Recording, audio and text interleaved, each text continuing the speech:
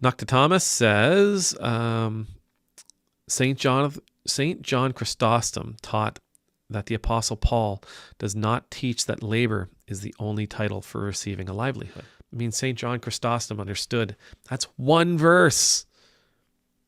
That's one verse amongst dozens that say the opposite. Dan McClellan did a video on this a couple of days ago. There's a school of thought out there that says that this verse was probably inserted after, that the letter to the Thessalonians didn't go this way, but these words were inserted later in order to move the congregation in another direction. There are some who believe that one of the reasons these people were idle, one of these people who were unwilling to work, is because they expected the end to come. They expected Jesus to return at any moment. I don't know if that one's true. I think that requires a certain amount of conjecture. But hey, there it is. Personally, I just believe it's a matter of human nature. I do lean more into the idea that there were probably people in Thessalonica, because we do hear about this in Corinthians as well, that there were groups of people, and some were very, very rich and some were very, very poor. That these churches, they had everybody. And I lean into the idea, the understanding that chances are those people who are idle and gossiping, those unbusy, those people who weren't busy, but they were busybodies that the author talks about, my sense is that they were probably people of means and probably people of wealth and probably people of prestige. These are the people that sit at the high table, and they don't prepare their own meals. Somebody else makes it for them.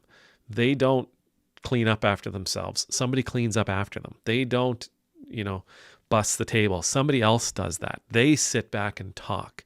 They sit back. They lounge back and debate the issues of the day.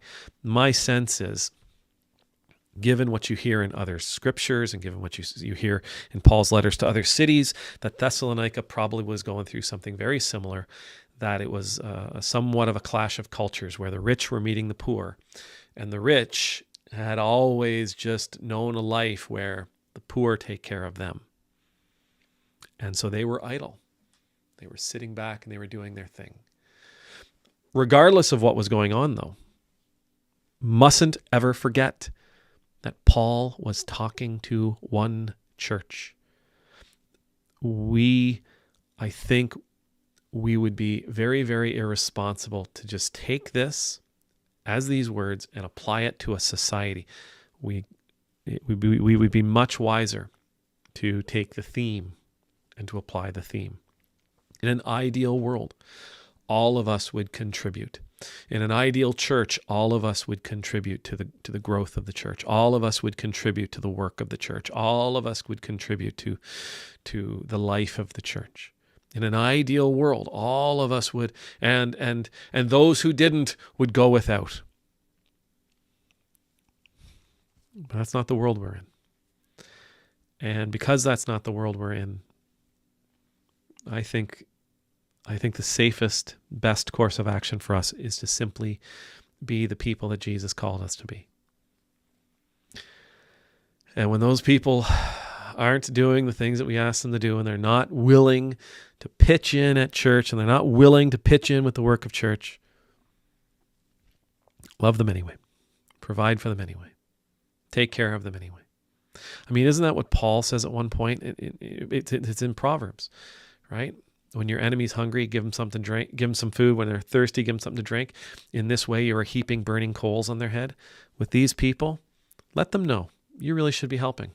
But I'm going to feed you anyway, because that's what Jesus tells us to do.